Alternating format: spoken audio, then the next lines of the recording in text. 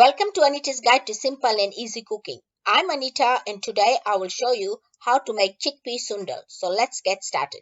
I've got here 1 can of chickpeas which I have rinsed and drained well, 1 small onion cut into small pieces, half a teaspoon each of cumin and mustard seeds, salt to taste, 2 cloves of thinly sliced garlic, 2 tablespoons of oil, 2 sprigs of curry leaves which I have chopped, and 1 dry chili which I have broken into small pieces.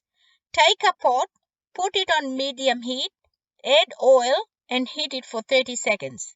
Add cumin and mustard seeds, give it a mix and cook it until it starts to pop. Add onions, dry chilies, curry leaves and garlic. Give it a mix and cook it for 2 to 3 minutes or until the onions get a light brown color. Add chickpeas and half a teaspoon of salt.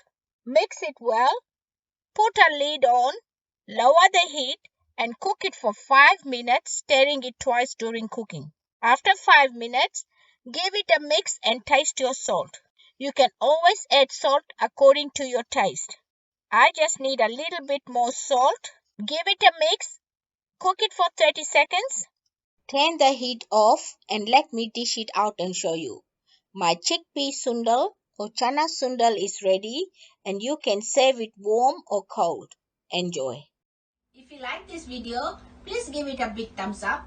For more of my simple and easy videos, please subscribe to my channel and don't forget to press the bell icon to receive notifications of my latest videos.